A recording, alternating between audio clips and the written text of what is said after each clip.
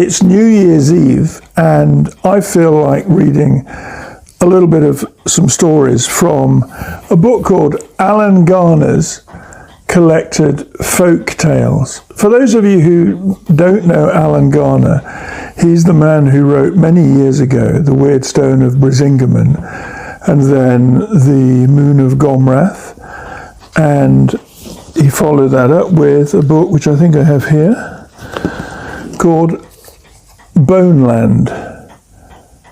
Some amazing books that were very much, or The Weirdstone of Brisingamen was a huge part of my childhood because it talks about the area of land just to the edge of Alderley and what is actually called Alderley Edge, which is to the edge of Manchester, and it is a magical place of raised land, and the story there is about two children who go on a journey and find their way into the underworld where sleeping warriors are being protected, ready for their awakening. And it's a magical story, but The Weirdstone of Brisingamen is the book that will lead you into that land. Right now, it is New Year's Eve. In a way, that's irrelevant, but it also strikes for me the balance between the year that has happened and the year that awaits us in just a few hours on the other side of the clock. But I've been dipping into Alan Garner books quite a lot recently. This book, Treacle Walker, is quite magical. I was able to get a copy at the Peace Hall bookshop in Halifax, and it completely overturned some of my ideas about folklore and childhood, because it took me straight back to many years of being a little boy, 7, 8, 9 years old, in the village where I grew up in Nottinghamshire. And it's playful and it's moving, and as somebody comments, it's wholly remarkable as a story about a young boy and a man who comes regularly to the property where he lives and takes him out on the cart and shows him a world that the boy was aware of, but it exists in a magical level or on a different plane almost. After I read The Weirdstone of Brisingamen, this is the second book in the series, The Moon of Gomrath. This one I've got as a little puffin book published by Penguin, but a puffin book. And this one was actually printed in 1969, copyright 1963, the year of my birth, but the printing of 1969. So this is a book that's not far off 55 years old, but for all the magic it contains, it feels like yesterday. So lots of things about Alan Garner, and then by magic, a week ago, we were staying in Alderley Edge, and there was an article in The Guardian really looking at his life, looking at his contribution to English storytelling, and particularly, of course, to folklore, because he is without equal in the world of storytelling, and particularly the storytelling that has magical elements to it. What I want to do tonight is read from this book of Collected Folktales, because it says, this is a comment from Philip Pullman, the great collections of British folktales, such as this one, should be treated in two ways. First, they should be bound in gold and brought out on ceremonial occasions as national treasures. And second, they should be printed in editions of hundreds of thousands at the public expense and given away free to every young teacher and every new parent. This is an amazing book. It has 48 stories and poems, as well as an introduction by Garner, which I'm going to read. And then I'm going to read two of the stories. But look at the detail in the inner pages here. Alan Garner's Collected Folktales. This one's published by HarperCollins.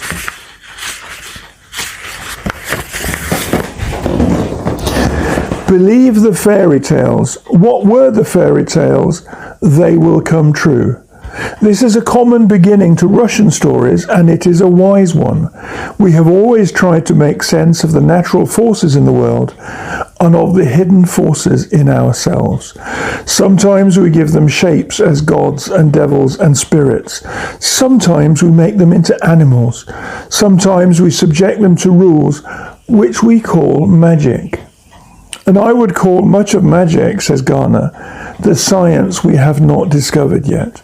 400 years ago, a man could write in England, "Our mother's maids have so terrified us with an ugly divil, having horns on his head, fear in his mouth, and a tail in his breech, eyes like a bason, fangs like a dog, claws like a bear, and a voice roaring like a lion, whereby we start and are afraid when we hear one cry, 'Bow!' And they have so frayed us with bull-beggars, spirits, witches, urchins, elves, hags, fairies, satyrs, pans, fauns, silines, kit with the candlestick, tritons, centaurs, dwarfs, giants, imps, calcars, conjurers, nymphs, changelings, incubus, Robin Goodfellow, the spawn, the mare, the man in the oak, the hellwain, the fire drake, the puckle, Tom Thumb, hobgoblin, Tom Tumbler, bonells, and such other bugs that we are afraid of our own shadows. Little has changed since then. We may have lost our faith in the terror of the cornfield and the greenwood, but we still need terror. Bonellis and such other bugs now ride flying saucers, and it is in the galaxy, not the churchyard, that menace lies. We need to be scared. It is healthy and good for us, but not all traditional stories are about confronting fear.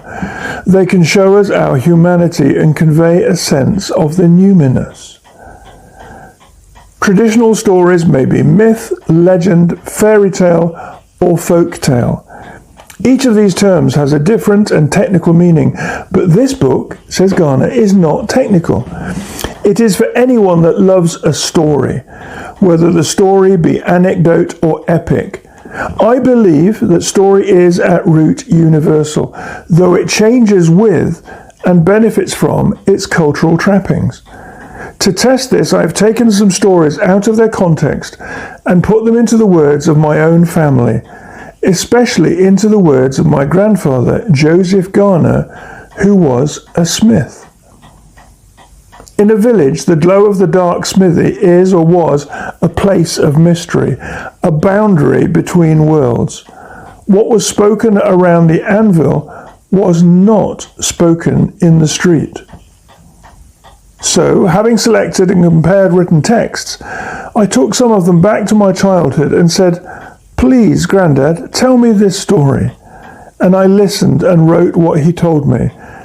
I did it for more than one reason. Folktales once belonged to everyone, though not everyone was qualified to tell them, and it is a comparatively recent assumption that they are for children only. In this selection, I have tried to get back, through the written word, a sense of the spoken. These stories, even the most formal, are to be heard as well as seen. During the 17th and 18th centuries in Britain, traditional stories of the fantastic and the supernatural came under attack, directly from the church for being either lies or the work of the devil, indirectly from the educated and the literate who followed the new skeptical materialism, and incidentally from the growth of towns and cities which obliterated the oral traditions that a settled rural community may sustain. But an urban society of strangers does not. The result was that by the middle of the 19th century, the stories that existed in all times and in all places as the common property of all had been removed from their tellers and their audience and delivered up to childminders and to scholars. In the nursery, printed folktales became tracts to support authority, with moral lessons inserted and the wilder elements tamed so that children should not be exposed to unseemly events. And in the academic world, the duty of the folklorist was to rescue and record the stories that had survived without concern for a popular audience. On the one hand, the texts were made literary and trite, and on the other, remote and unattractive, since the accurate transcription of spoken words carries with it little of the performance in which the vitality lies. By nature, folktale addresses itself to the ear rather than to the eye. Its first appeal is here to a listener, and since a listener is unable to stop and consider as a reader may, the form of the tale is direct. Plot evolves through physical action, and other concerns are kept in the listener's head by repetition. When literary styles based on reason try to make sense of folklore and folk tale, they render it mundane. The real meaning is in the music. It is in the language, not phonetics, grammar, or syntax, but pitch and cadence and the colour of the word. In this selection, I have tried to get back, through the written word, a sense of the spoken. I have worked to recreate the moment of the telling so that the printed word may sing. Alan Garner. And I'm going to share 2 stories from here. Remember, there are 48 stories and poems in this book. So these are just short stories within the wider book. Yallery Brown. This story and The Green Mist, which I will also read, were told by the old people and the young children who lived in Lincolnshire before the fenlands were drained. I think that Yallery Brown is the most powerful of all English fairy tales. I've heard tell as how the Boggles and Boggarts were main bad in the old times, but I can't rightly say as I ever saw any of them myself, not right Bogles that is, but I'll tell you about Yallery Brown. If he wasn't a Boggart, he was main near it, and I knew him myself. So it's all true, strange and true, I tell you. I was working on the high farm to then, a nubbut a lad of 16 or maybe 18 years, and my mother and folks dwelt down by the pond yonder, at the far end of the village. I had the stables and such to see to, and the horses to help with, and odd jobs to do, and the work was hard, but the pay good, and I reckon I was an idle scamp, for I couldn't abide hard work, and I looked forward all the week to Sundays, when I'd walk down home and not go back till darklins. By the green lane I could get to the farm in a matter of 20 minutes. But there used to be a path across the Westfield yonder by the side of the spinney and on past the fox cover and so to the rampart, and I used to go that way.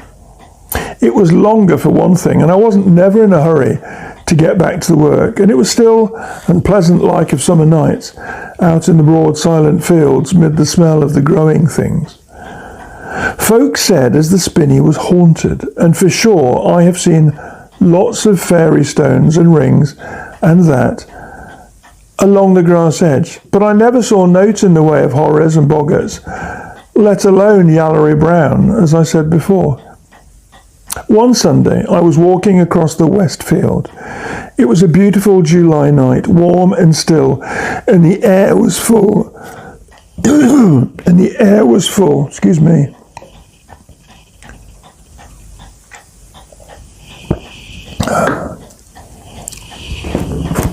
It was a beautiful July night, warm and still, and the air was full of little sounds, as if the trees and grass were chattering to themselves. And all at once there came a bit ahead of me the pitifullest greeting I've ever heard, sobbing, like a bairn spent with fear and near heartbroken, breaking off into a moan and then rising again in a long, whimpering wailing that made me feel sick nubbut to hark to it. I was always fond of babbies too, and I began to look everywhere for the poor creature. Must be Sally Bratton's, I thought to myself. She was always a flighty thing, and never looked after it. Like as not, she's flaunting about the lanes, and has clean forgotten the babby. But though I looked and looked, I could find note. Nonetheless, the sobbing was at my very ear, so tired-like and sorrowful, that I kept crying out, "Wisht, bairn, wisht! I'll take you back to your mother if you'll only hush your greeting. But for all my looking I could find note. I keek it under the hedge by the smithy side, and I clum over it, and I sought up and down by and mid the trees, and through the long grass and weeds. But I only frightened some sleeping birds, and stinged my own hands with the nettles.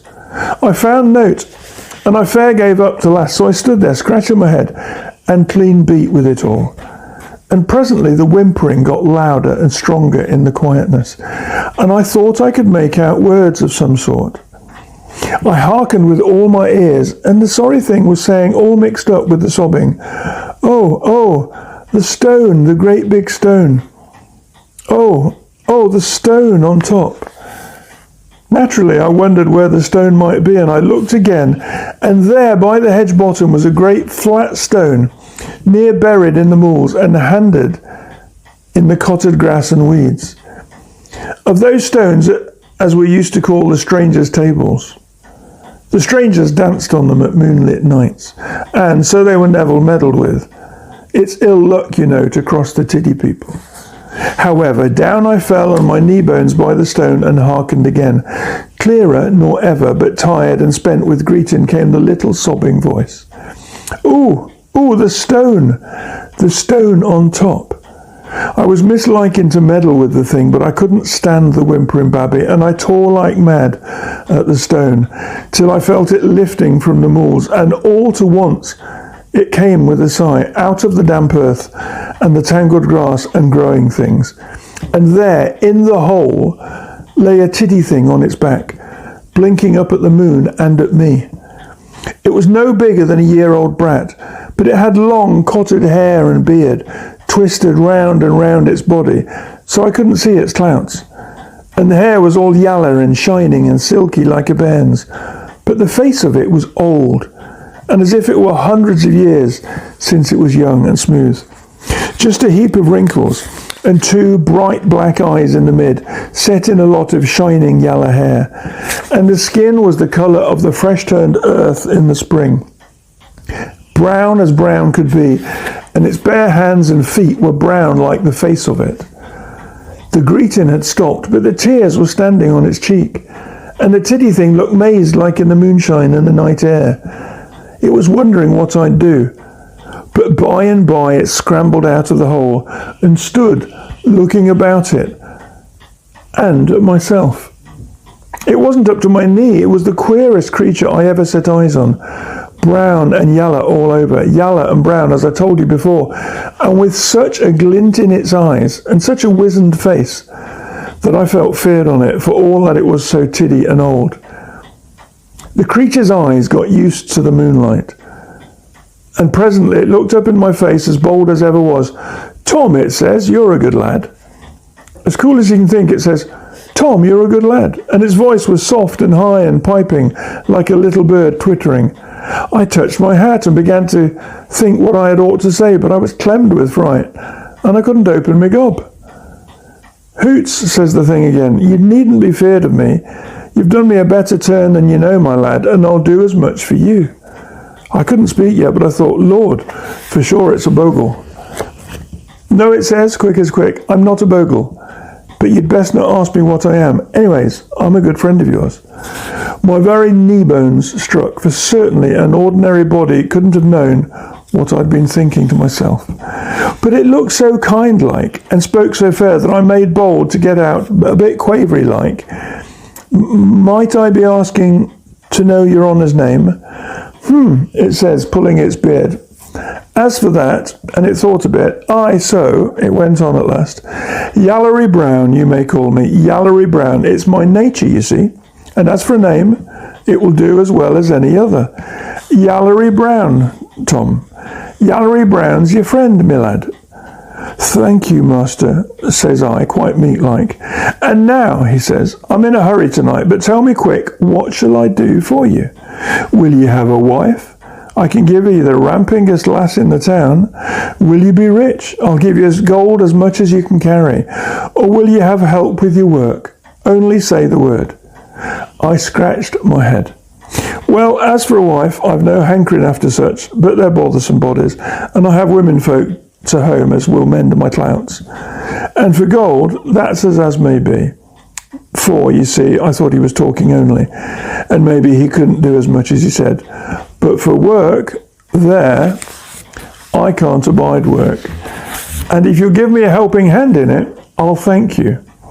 Stop, says he, quick as lightning. I'll help you and welcome.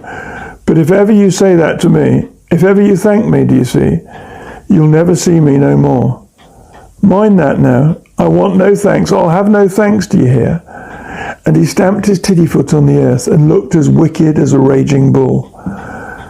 Mind that now, great lump as you be, he went on, calming down a bit. And if ever you need help or get into trouble, call on me and just say, Yallery Brown, come from the moors, I want thee. And I'll she be with you to once. And now, says he, picking up a dandelion puff, good night to you. And he blowed it up and it all came in my eyes and ears. Soon as I could see again, the tiddy creature was gone, and but for the stone on end and the hole at my feet, I'd have thought I'd been dreaming. Well, I went home and to bed, and by the morning I'd near forgot about it, but when I went to the work, there was none to do. All was done already. The horses seen to, the stables cleaned out, everything in its proper place, and I'd nought to do but sit with my hands in my pockets. And so it went on day after day, all the work done by Yallery Brown, and better done too than I could have done it myself. And if the master gave me war work, I sat down by and the work did itself. The singeing irons or the besom or whatnot set to, and with never a hand put to them would get through in no time. For I never saw Yallery Brown in daylight. Only in the darklins have I seen him hopping about, like a will-o'-the-wick without his lanthorn.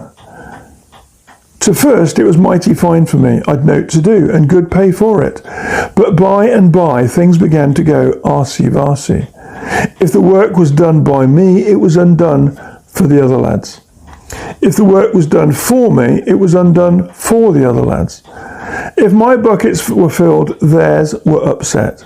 If my tools were sharpened, theirs were blunted and spoiled. If my horses were clean as daisy, theirs were splashed with muck. And so on, day in, day out, it was always the same. And the lads saw Yallery Brown flitting about at nights. And they saw the things working without hands of days, and they saw as my work was done for me, and theirs undone for them. And naturally they began to look shy on me, and they wouldn't speak or come near me, and they carried tales to the master, and so things went from bad to worse. For, do you see, I could do nothing myself. The brooms wouldn't stay in my hand, the plough ran away from me, the hoe kept out of my grip. I'd thought oft as I'd do my own work after all, so as maybe Yallery Brown would leave me and my neighbours alone. But I couldn't. I could only sit by and look on, and have the cold shoulder turned on me, whilst the unnatural thing was meddling with the others and working for me. Till last, things got so bad that the master gave me the sack, and if he hadn't, I do believe as all the rest of the lads would have sacked him. For they swore as they'd not stay on the same garth with me. Well, naturally I felt bad. It was a main good place, and good pay too. And I was fair mad with Yallery Brown, as had got me into such a trouble. So before I knew, I shook my fist in the air and called out loud as I could, Yallery Brown, come from the moors, thou scamp, I want thee. You'll scarce believe it, but I'd hardly brung out the words as I felt something tweaking my leg behind.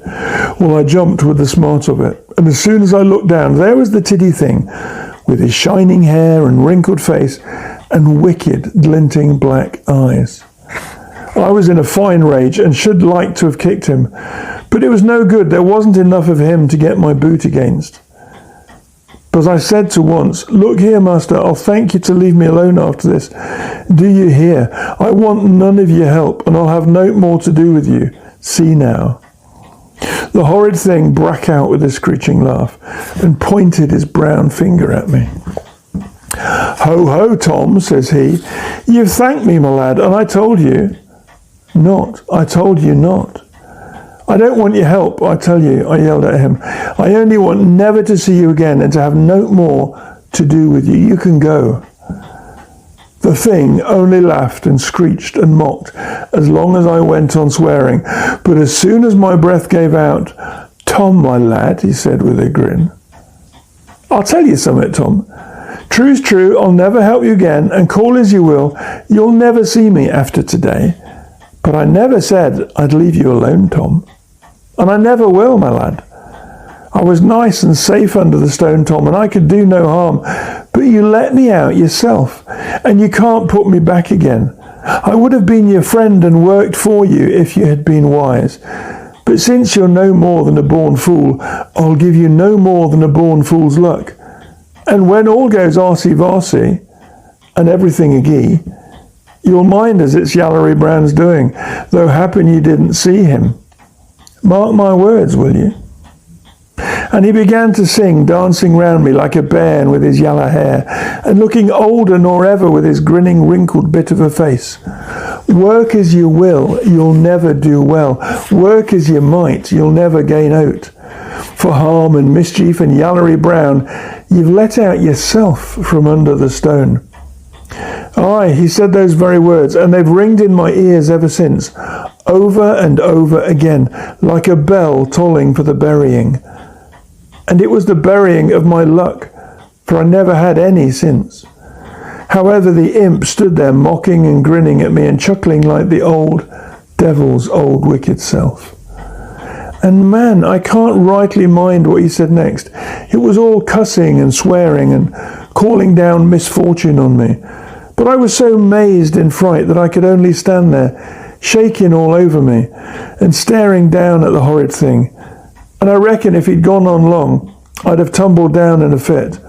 But by and by his yellow shining hair, I can't abide yellow hair since that, rose up in the air and wrapped itself around him, while he looked for all the world like a great dandelion puff, and he floated away on the wind, over the wall and out of sight, with a parting skirl of his wicked voice and sneering laugh. I tell you, I was near dead with fear, but I can't scarcely tell how I ever got home at all. But I did somehow, I suppose. Well, that's all. It's not much of a tale, but it's true, every word of it. And as others besides me have seen Yallery Brown and known all his evil tricks. And did it come true, you say? Oh, but it did sure.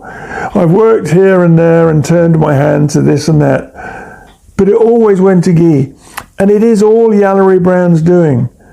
The children died and my wife didn't. The beasts never fatted and nothing ever did well with me. I'm going old now, and I must end my days in this house, I reckon. But till I'm dead and buried and happen ever afterwards, there'll be no end to Yallery Brown's spite at me. And day in and day out I hear him saying, whilst I sit here trembling, "Work as you will, you'll never do well. Work as you might, you'll never gain out.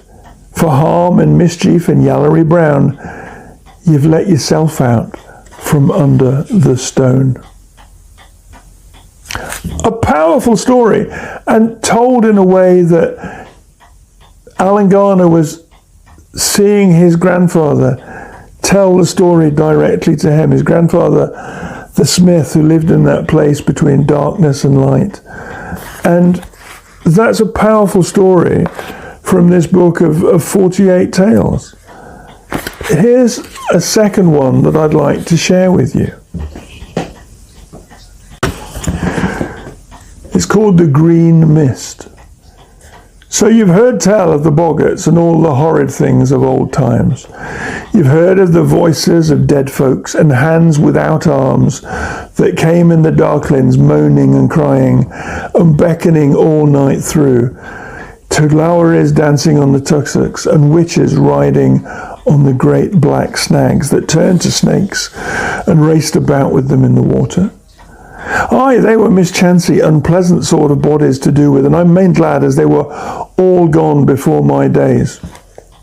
Well, in those times, folks must have been unlike to now. Instead of doing their work in the week and smoking their pipes on Sundays in peace and comfort, they were always bothering their heads about something or other. Or the church was doing it for them. The priests were always at them about their souls, and what with the hell and the boggarts, Their minds were never easy. The bogles were once thought a deal more on it. At darklings every night, the folk would bear lights in their hands round their houses, saying words to keep them off, and would smear blood on the door still to scare away the horrors, and would put bread and salt on the flat stones set up by the lane side to get a good harvest, and would spill water in the four corners of the fields when they wanted rain. And they thought a deal on the sun, for they reckoned as it made the earth and brought the good and ill chances, and I don't know what all. I reckon they made nigh high everything as they saw and heard into great bogles. And they were always giving them things, or saying sort of prayers like, to keep them from doing the folk any evil. Well, that was a long time ago. So there were, so to say, two churches, the one with priests and candles and all that, the other just a lot of old ways kept up all unbeknown and hidden like, mid the folk themselves. And they thought a deal more on the old spells than on the service in the church itself. But as time went on, the two got sort of mixed up, and some of the folks couldn't have told you if it for one or for the other, as they'd done the other things. To Yule, in the churches, there were grand services with candles and flags and whatnot. And in the cottages, there were candles and cakes and grand things. But the priests never knowed as many of the folks were only waking the dying year, and that the wine teemed upon the doorsill to first cockcrow were to bring any good luck in the new year. And I reckon as some of the folks themselves would do the old heathen ways and sing hymns meantime, with never a thought of the strangeness of it. Still, there were many as kept to the old ways altogether, though they did it hidden like. And I'm going to tell you of one family as my grandfather knowed fine, and how they waked the spring one year. As I said before, I can't, even if I would, tell you all the things as they used to do. But there was one time of the year as they particularly went in for their spells and prayers, and that were the early spring. They thought as the earth was sleeping all the winter, and that the bogles, call them what you will, had nobbut to do but mischief. For they'd note to see into the fields, so they were feared on the long dark winter days and nights, in the middle of all sorts of unseen fearsome things, ready and waiting for a chance to play them evil tricks. But as the winter went by, they thought as it were time to wake the earth from its sleeping, and set the bogles to work, caring for the growing things, and bringing the harvest. After that, the earth were tired and was sinking to sleep again, and they used to sing hushabye songs in the fields of the autumn evens.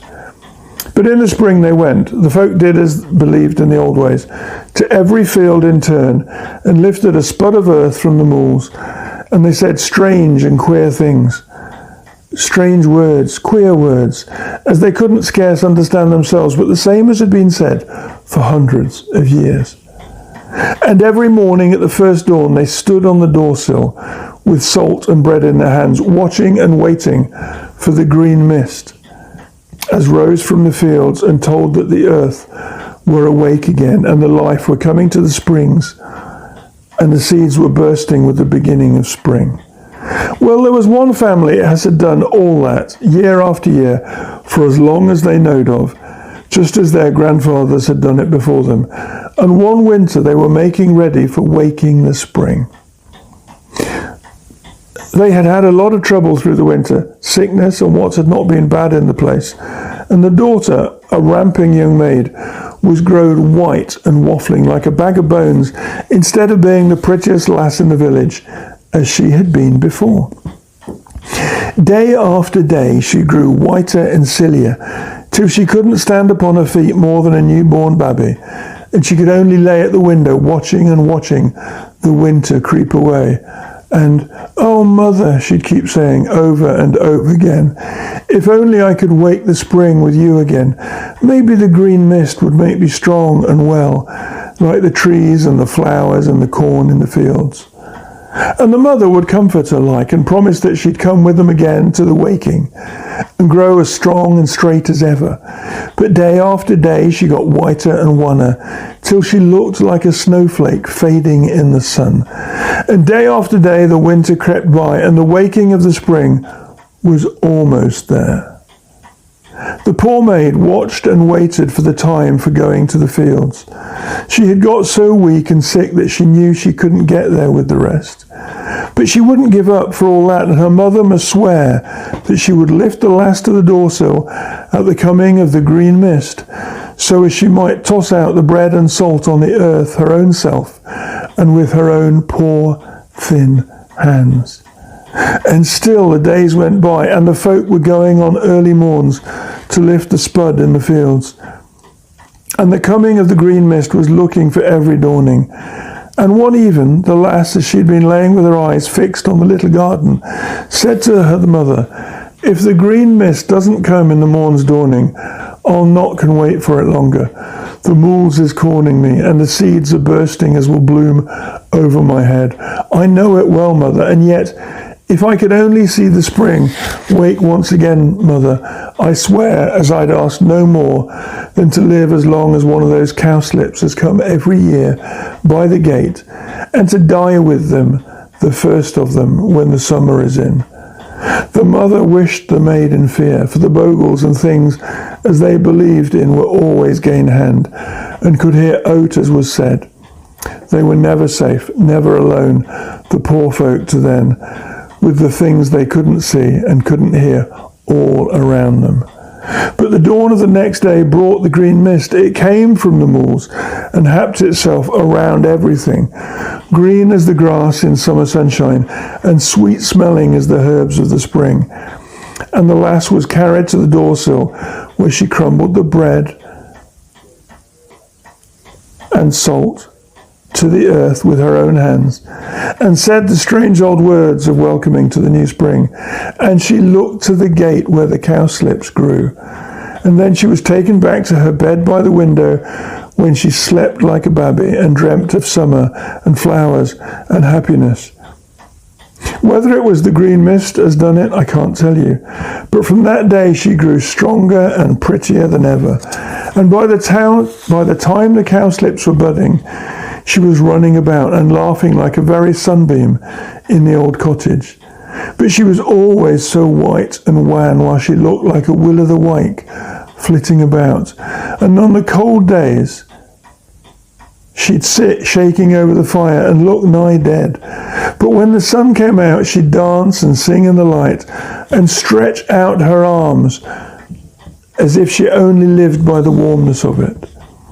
And by the cowslips burst their buds and came in flower, and the maid was grown so strange and beautiful that they were nigh feared on her. And every morning she would kneel by the cowslips and water, and tend them and dance to them in the sunshine, while the mother would stand begging her to leave them, and cried that she would have them pulled up by the roots and thrown away. But the lass only looked strange at her and said, soft and low-like, "If you aren't tired of me, mother, never pick one of them flowers. They'll fade of themselves soon enough, aye, soon enough, you know." And the mother would go back to the cottage and greet over the work. But she never said note of her trouble to the neighbours, not till afterwards. But one day a lad of the village stopped at the gate to chat with them, and by, while he was gossiping, he picked a cowslip and played with it. The lass didn't see what he had done, but as he said goodbye, he gave it to her, smiling like, and thinking what a pretty maid she was. She looked at the flower and at the lad, and all around her, at the green trees and the sprouting grass and the yellow blossoms, and up at the golden shining sun itself. And all to once, shrinking as if the light she had loved so much were burning her, she ran into the house, without a spoken word, only a sort of cry, like a dumb beast in pain, and the cowslip catched close against her breast. And then she never spoke again, but lay on the bed staring at the flower in her hand, and fading as it faded all through the day, and at the dawning there was only lying on the bed a wrinkled, white, shrunken dead thing, with in its hands a shriveled cowslip. And the mother covered it over with the clothes, and thought of the beautiful, joyful maid dancing like a bird in the sunshine by the golden nodding blossoms, only the day gone by. The Bogles had heard her and given her the wish. She had bloomed with the cowslips and faded with the first of them. It's as true as death. 2 stories, beautifully retold in his own words by Alan Garner from his book, Collected Folktales.